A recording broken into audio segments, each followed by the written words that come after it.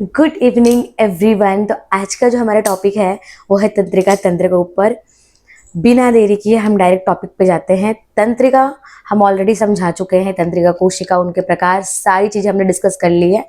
आज हम तंत्रिका तंत्र को समझेंगे और तंत्रिका तंत्र समझाने से पहले मैं तंत्र क्या है वो मैं समझाती हूँ आपको।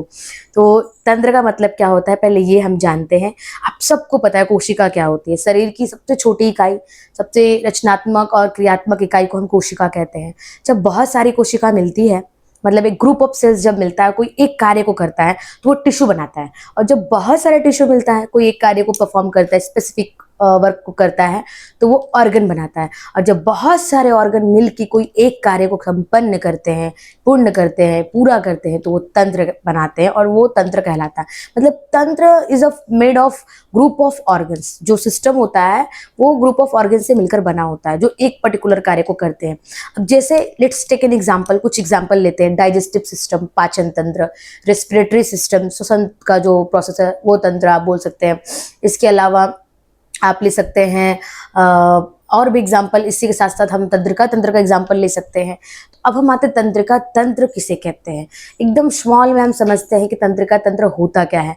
तंत्रिका तंत्र वो तंत्र है, मतलब वो ग्रुप ऑफ ऑर्गन से मिला हुआ एक सिस्टम है जो हमारे शरीर में होने वाली सभी क्रियाओं का, जितनी भी क्रिया हम करते हैं उन सभी क्रियाओं का नियंत्रण, नियमन करती है और साथ ही साथ समन्वय भी इसमें स्थापित करती है। अब जो तंत्रिका तंत्र है उसका हम कॉमन एग्जाम्पल लेते हैं। चलिए आप मान लीजिए कि आपको पिन चुभा, आपने हाथ हटाया, तो ये जो आपको मान लीजिए ये पिन है, मान लीजिए ये पिन है, ये चुभा और चुभते ही हमने हाथ को तुरंत हटा लिया। ये जो तुरंत हमारे दिमाग में क्या चला, क्यों हमने हाथ को हटाया, क्यों नहीं हम हाथ को रख रहे हैं, ये जो चीज देखिए तंत्रिका तंत्र का यही कार्य है।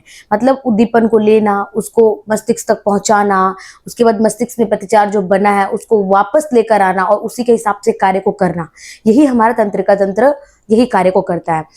फिर एक और एग्जाम्पल लीजिए, आप कोई गर्म पानी में हाथ डाल रहे हैं, आप हाथ को तुरंत हटा लेते हैं।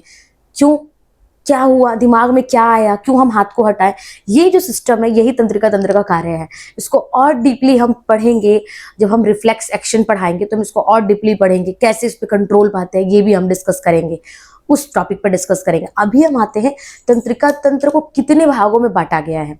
तो तंत्रिका तंत्र को अगर हम अपना वेस्ट बंगाल बोर्ड का डिस्कस करें तो तंत्रिका तंत्र को डायरेक्टली 3 भागों में बांटा गया है।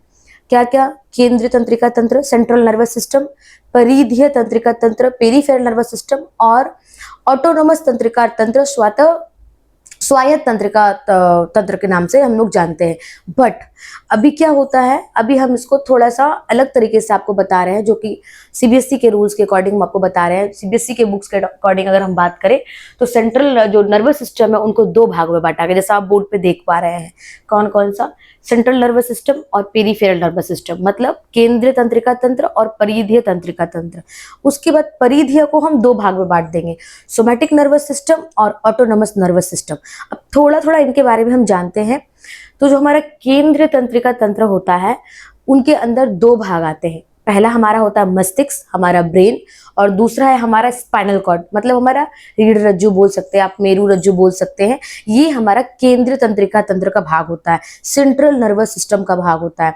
और मेनली जो तंत्रिका तंत्र के कार्य होते हैं, मेनली जो रिस्पॉन्स जनरेट करने का कार्य होता है, प्रतिचार बनाने का जो कार्य होता है वो इन्हीं का होता है, केंद्रीय तंत्रिका तंत्र का ही वो कार्य होता है।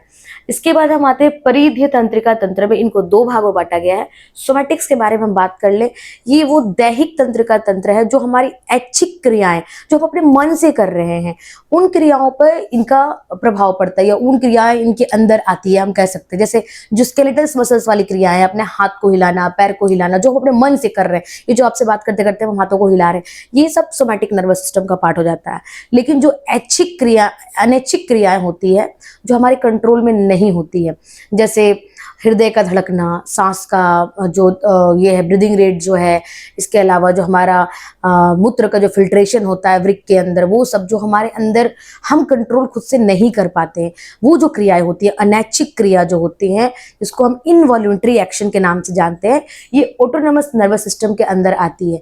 अब ऑटोनोमस के भी 2 भाग हैं। क्या क्या? Parasympathetic, sympathetic and somatic nervous system के भी 2 भाग हैं, क्रेनियल नर्व और स्पाइनल नर्व।